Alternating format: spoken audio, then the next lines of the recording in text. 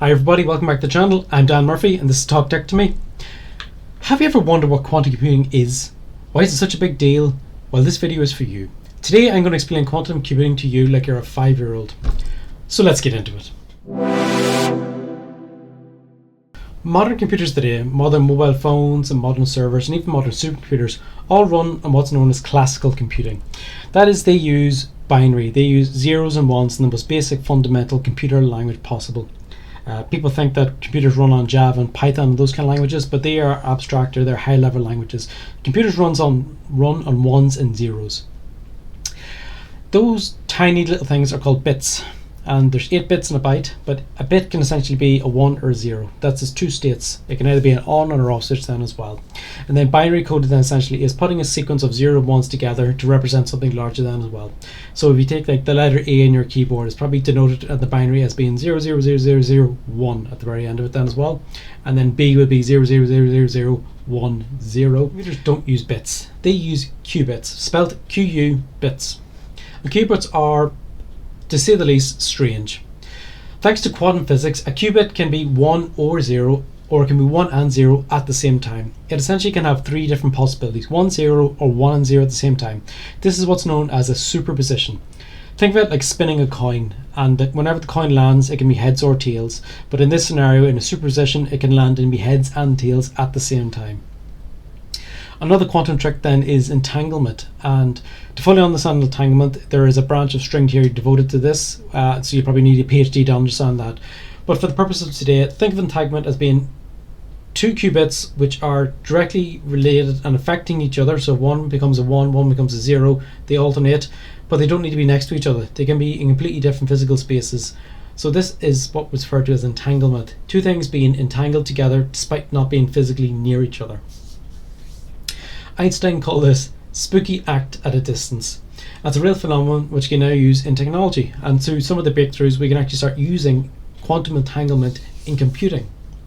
In classical computing, if you want to solve a really hard problem, your computer tries one resolution at a time. So imagine you're trying to guess the PIN code of somebody, and it's a 4-digit PIN code.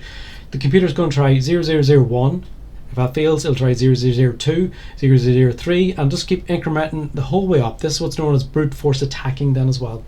It's basically trying every random combination until you eventually get the right one at the right time. Quantum computing essentially negates that completely. Quantum computing can try all possible combinations simultaneously. So things like cryptography are really going to be affected when it comes to quantum computing. It has lots of different applications. Some are really only getting up to speed in the minute. Encryption is one of them. That's both decrypting and encrypting things, simulating molecules for drug trials and discoveries, and then optimizing massive systems like traffic light systems and logistical systems then as well. This does sound like magic, and yes, it is really on the fringe of sciences then as well, on the bleeding edge of what is possible. But there is a catch to quantum computing. Quantum computing is incredibly hard to build. When I say incredibly hard, I mean incredibly hard. Qubits are extremely sensitive. They're sensitive to light, heat. If you sneeze near them, you could break them down as well. And even time. If they are in the one state for too long, they will fluctuate and deviate. So qubits are fussy. The same quantities that make up qubits powerful are also what makes them extremely fragile then as well. These states that they're in.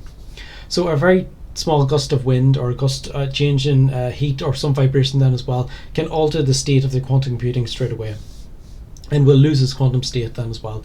This process is called decoherence. So in plain English, qubits forget what they were, what state they were in, and you essentially have to start again then as well. So while quantum computing does have lots of possibilities, the circumstances and situations to actually get them operating are extremely hard to get. This means that they are notoriously error prone then as well. And when you're talking about critical systems like drug development, national security, and simulating black holes as well, even a small error can have a massive consequence as well. So that's why scientists have been trying desperately to crack the quantum error correction problem. They can build the machines, but actually getting them to function correctly is another ballgame altogether. So if you can fix these errors fast enough to make them useful, this is exactly what MIT had their massive breakthrough recently as well, and Google has a similar massive breakthrough then as well. This video is recorded in May 2025, and not a week goes by if there's not a different development in the field of quantum computing then as well. So the current quantum computers are experimental, and it really is going to take multi-million, if not billion-dollar investment to actually build and maintain and run and develop quantum computing then as well. So while it does have the possibility to break encryption ridiculously quickly, it's in good hands at the minute. It's being developed by MIT and companies like Google and that as well, and a lot of it is research based then as well, while they're trying to develop applications that can run on them. But you don't need to be a quantum physicist to understand them.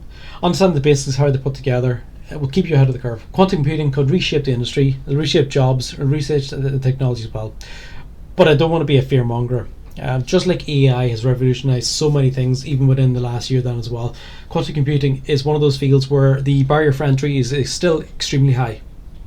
You're talking 5 years ago, whenever people wanted to run an AI model, you would have to go somewhere like Google, or you'd have to go somewhere like MIT, and you'd have to spend millions, and you'd have to have a room full of people with PhDs to even build the thing. The barrier for entry for AI is now extremely low. Anybody can get it on their smartphone, and it costs practically pence to run. Quantum computing, its barrier for entry is extremely high and will remain extremely high until they can work out some of the issues with it then as well. And still they can bring the cost down, they can build applications that can interact with it clearly. So yeah, quantum computing is an absolute game changer. So to bring it to life a little bit, this is what Google has been doing over the last 5 years then as well. They've had 4 different iterations of their quantum computing then as well, with the very most recent one being Willow.